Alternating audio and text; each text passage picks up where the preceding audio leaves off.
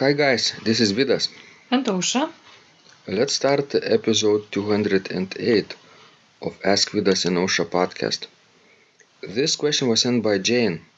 She writes, is there a source on the internet for all of the toe-toe, heel-heel scale patterns? I am playing 15 to 20 hours per week in preparation for some private lessons in Paris this summer. I am an accomplished musician, but my pedal technique has become lazy over time.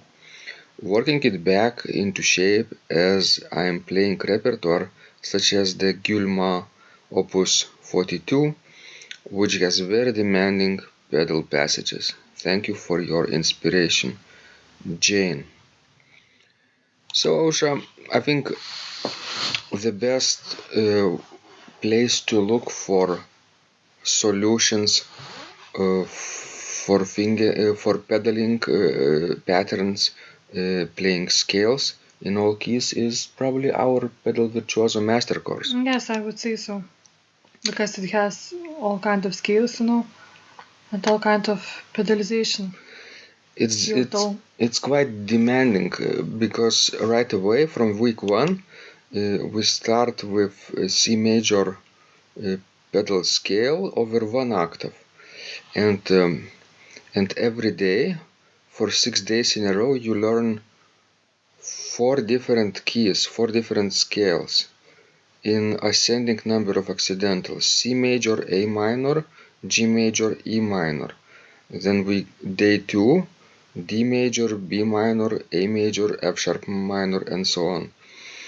So by the end of week 1 you have the knowledge of playing those scales over one octave.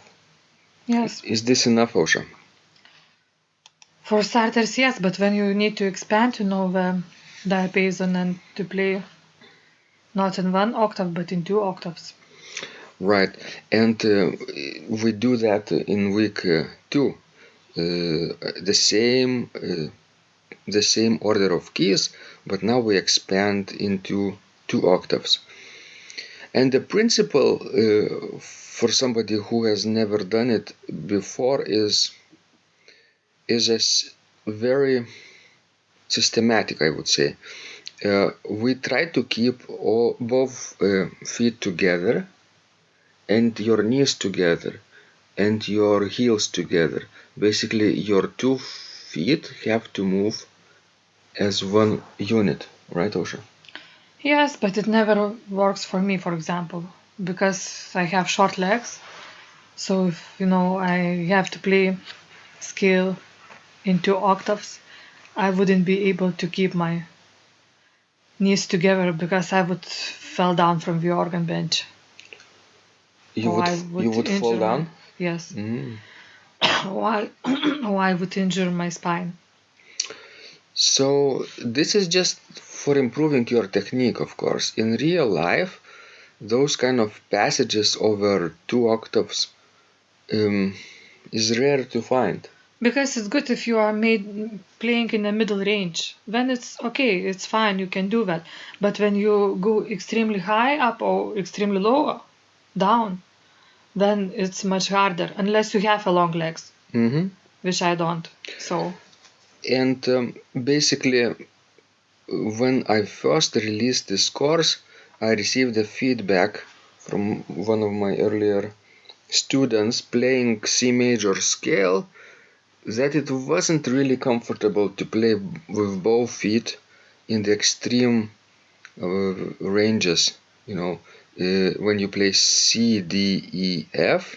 So you in theory you could play C with left toe, D with right toe, E with left heel, and F with right heel, right? And then turn to G with left toe, A with right toe, B with left heel, and C with right heel. So this is the system we use, but in reality it's completely unnatural to do this in the lower range of the pedal board up to let's say base G.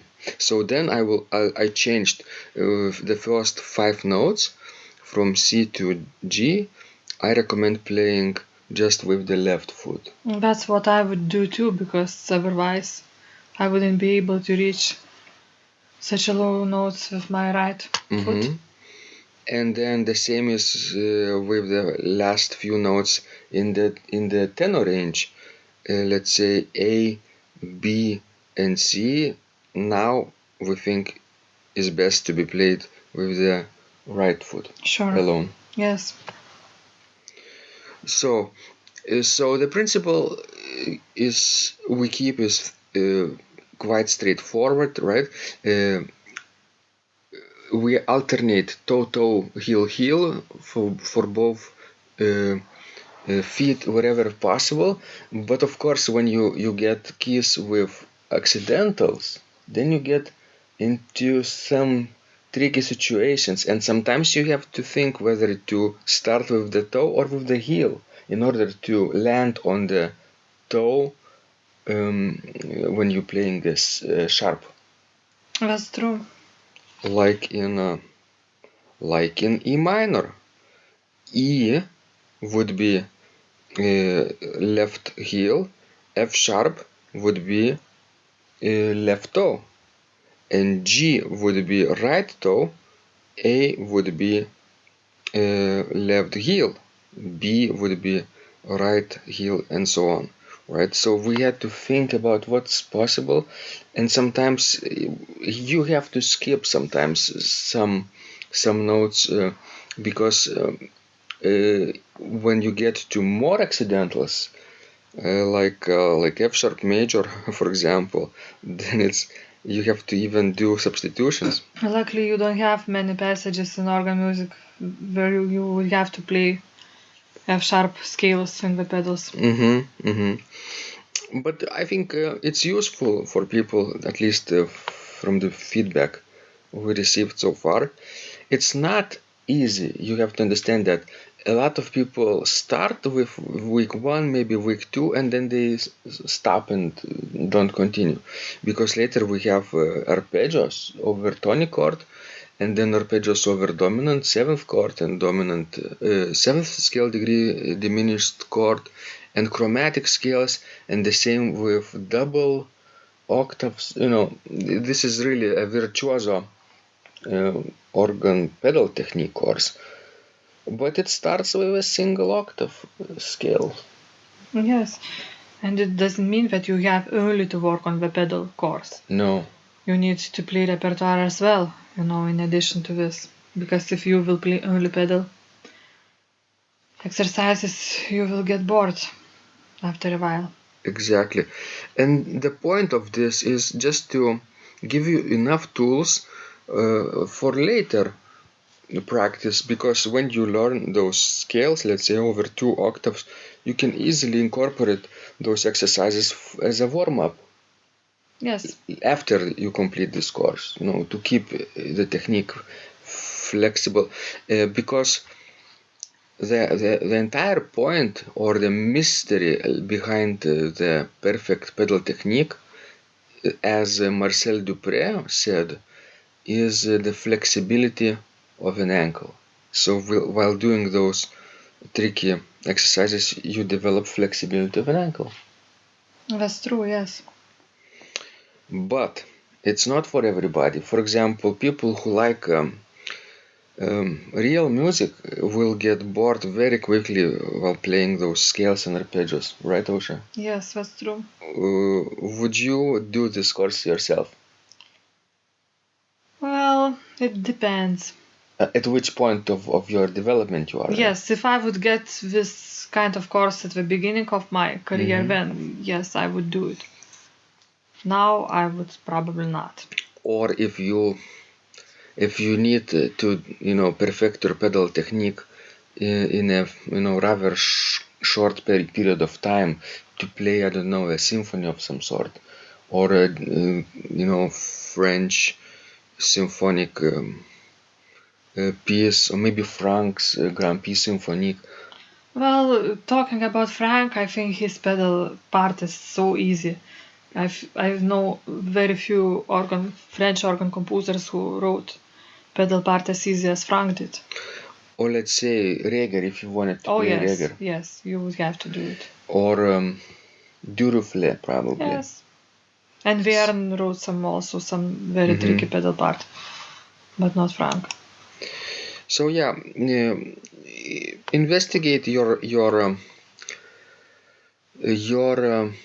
choices and vision in your pedal technique development in the future. What would you like to accomplish? And if you want to, get flexible ankles and be able to play those tricky passages with your feet, then this course might work for you. Yes, definitely. Thank you guys. This was Vidas. And Ausra. Please send us more of your questions. We love helping you grow. And remember, when you practice, miracles happen.